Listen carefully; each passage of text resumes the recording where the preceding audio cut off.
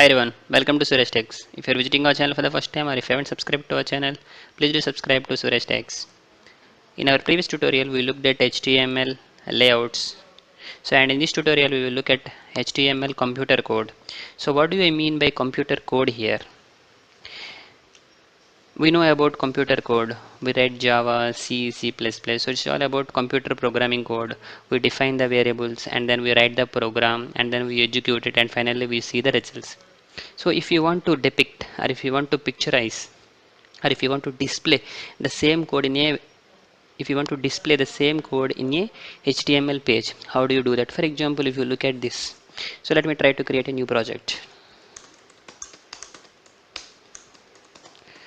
right? So I'm going to keep the body,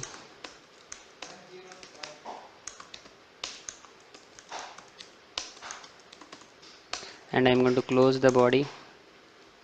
Okay, let me keep heading as computer codes, and I'm going to save this as computer codes.html, saving with hypertext markup language.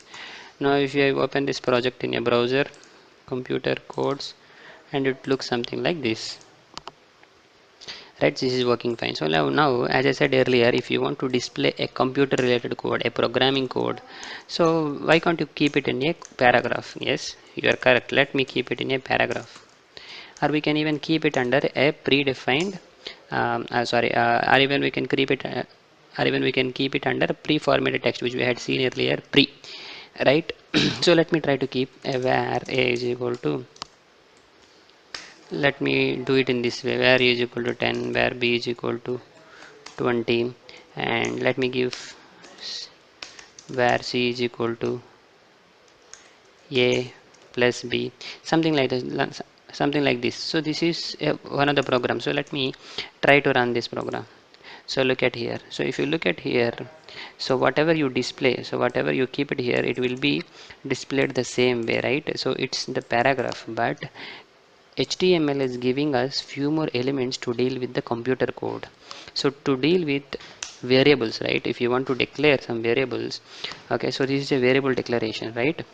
So if you want to make some a character as a variable, you can use an element called var. Okay, for example here for this a, for example here for this a, I want to mention it as a var. Okay, so I'm going to close this as var. So now I'm making a as a variable. Now if you look at the code, I'm going to save this. Look at this, it's changed to italic, right? So I have just defined it as a variable, okay, and it's changed to italic, so it's going to take by default. Now one more thing is we have one more element called code, right? If you say this as code, so I'm going to remove the paragraph now because this is not going to work anymore. So now let me keep this entire thing under code. Now look at this, I'm going to refresh it.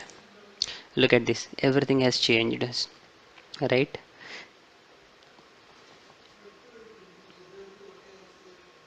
So whenever you keep the code under a code, the text is going to be displayed in a mono space font. If you look at here, this is displaying in a mono font. Sorry, if you look at the code, it is getting displayed in a mono space font. So that's the use of code.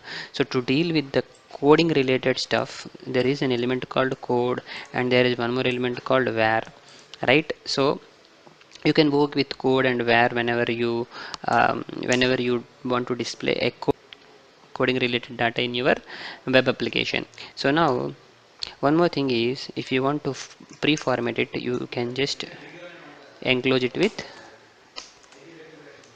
pre-formatted. That's it. Now if you refresh it, see, so this is how it looks like. So this is how you should work with HTML computer codes.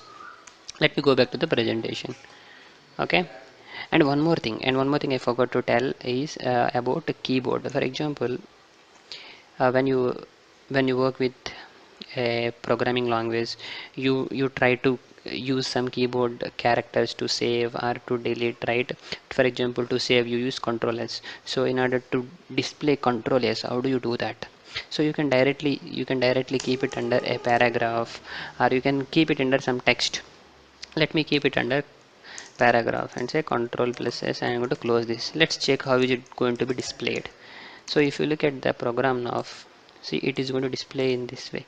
Instead you can wrap it with an element called KBD, which stands for keyboard, because this is a keyboard related stuff, right?